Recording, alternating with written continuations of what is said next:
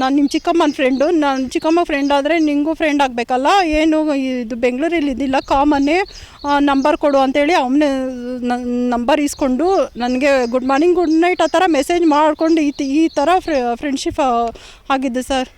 ಈಗ ಗೊತ್ತಿಲ್ಲ ಸರ್, ಗೊತ್ತಾದರೆ ಅವ್ರಿಗೂ ಏನು ಅನ್ಕೋತಾರೆ ಅಂತ, ಫ್ರೆಂಡೇ ತಾನೇ ಅಂತೇಳಿ ನಾನು ಮುಂದುವರಿಸ್ಕೊಂಡು ಹೋಗ್ಬೇಕಾದ್ರೆ ಒಂದು ನೈಟು ನಾನು ಹಿಂಗೆ ಕೋರ್ಟಲ್ಲಿ ಕೇಸ್ ಇದೆ ಅಂತ ಹೇಳ್ಬಿಟ್ಟು ನ್ಯಾಯಾಲಯಕ್ಕೆ ಹೋಗಿರ್ಬೇಕಾದ್ರೆ ರಾತ್ರಿ 8:30 9 ಗಂಟೆ ಆಯಿತು. ನಮ್ಮ ಚಿಕ್ಕಮ್ಮ ಮನೆಗೆ ಹೋಗೋಕ್ಕೆ ನನಗೆ ಗೊತ್ತಾಗಿರಲ್ಲ. ಆವಾಗ ಇವನು ಕಾಲ್ ಮಾಡಿ ಕರೆದಾಗ ಆವಾಗ ನಮ್ಮ ಚಿಕ್ಕಮ್ಮ ಮನೆಗೆ ಬಿಡ್ರಿ ಅಂದರೆ ಅವನು ಸುಂಕದಕಟ್ಟೆಯಲ್ಲಿರುವ ಮಹದೇಶ್ವರ ನಗರದಲ್ಲಿರುವ ಅವ್ರ ಮನೆಗೆ ಕರ್ಕೊಂಡೋಗಿ ಜ್ಯೂಸ್ ಕೊಟ್ಟು ಆವಾಗಿಂದ ಈ ಥರ ನನ್ನ ಮೇಲೆ ಪದೇ ಅತ್ಯಾಚಾರ ಮಾಡಿ ನನ್ನ ಕಿರುಕುಳ ಕೊಟ್ಟು ಮಾನಸಿಕವಾಗಿ ದೈಹಿಕವಾಗಿ ಅಲ್ಲೇ ನಡೆಸಿ ನನ್ನ ಹತ್ರ ದುಡ್ಡು ಒಡವೆ ಎಲ್ಲ ಕಿತ್ಕೊಂಡು ಇವಾಗ ನಾನೇ ಅವ್ನು ಬೇಕು ಅಂದ್ಕೊಂಡು ಹೋಗೋ ಥರ ನಾನೇ ತಪ್ಪು ಮಾಡಿರೋ ಥರ ನನ್ನೇ ತಪ್ಪು ತಸ್ಥಳಾಗಿ ಒಂದು ಸಾಯಲು ಬದುಕಲೂಬಾರ್ದು ಅನ್ನೋ ಹಂಗೆ ಮಾಡಿ ನಡು ಬೀದಿಯಲ್ಲಿ ಬಿಟ್ಬಿಟ್ಟಿದ್ದಾನೆ ಸರ್. ನನಗೆ ಇದೆಲ್ಲ ಇದರ ವಿಚಾರದಿಂದ ನೊಂದು ಸಾಕಾಗ್ಬಿಟ್ಟಿದೆ. ನನಗೆ ಜೀವನನೂ ಬೇಡ, ಏನು ಬೇಡ, ಸೂಸೈಡ್ ಮಾಡ್ಕೊಂಡು ಸತ್ತೋಗ್ಬಿಡೋಣ ಅನ್ನೋಷ್ಟು ಮಟ್ಟಕ್ಕೆ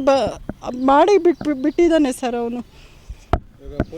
ಮಾಂಗಲ್ಯ ಚೈನು, ನಕ್ಲೀಸು, 2 ಜೊತೆ ಓಲೆ, 2 ಜೊತೆ ಕಾಲು ಚೈನು, ಮತ್ತು ಮಾಮೂಲಿ ಚೈನ್ ಒಂದು 45 ಗ್ರಾಮ್ದು, ಉಂಗುರ ಒಂದು 15 ಗ್ರಾಮು, ಮತ್ತು ಎಲ್ಲ ಕೊಟ್ಟಿದ್ದೀನಿ ಸರ್. ಒಡವೆ ಹೋದಾಗೆಲ್ಲ ತಗೊಂಬಾ ಅಂತೇಳಿನೇ ಅಂತ ಇದ್ದೆ ಸರ್.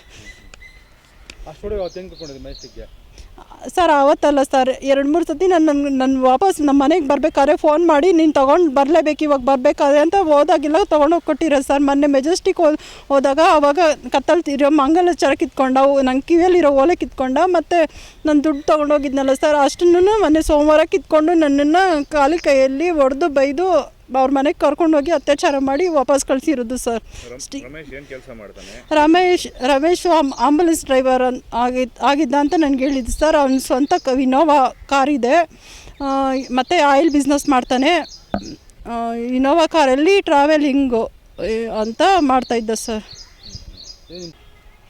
ಮತ್ತು ಅದು ಜ್ಯೂಸಲ್ಲಿ ಮತ್ತು ಬರೋ ಔಷಧಿ ಕೊಟ್ಟಿದ್ದ, ಕುಡ್ದಿದ ತಕ್ಷಣ ನನಗೆ ಪ್ರಜ್ಞೆ ತಪ್ಪಿ ಬಿದ್ದುಬಿಟ್ಟೆ. ಮತ್ತು ನಾನು ಬೆಳಗ್ಗೆ ಎದ್ದು ನೋಡೋಷ್ಟೊತ್ತಿಗೆ ನಾನು ವೀಡಿಯೋ ಮಾಡ್ಕೊಂಬಿಟ್ಟು, ಅಶ್ಲೀಲ ವೀಡಿಯೋ ಮಾಡ್ಕೊಂಡು, ಬಟ್ಟೆ ಏನೂ ಇಲ್ದಿರೋ ವೀಡಿಯೋ ಮಾಡಿಕೊಂಡು ಅದನ್ನು ಬೆಳಗ್ಗೆ ತೋರಿಸ್ಬಿಟ್ಟು ಅವಾಗಿಂದ ನನಗೆ ಬ್ಲ್ಯಾಕ್ ಮೇಲ್ ಮಾಡ್ತಾಯಿರೋದು ಸರ್.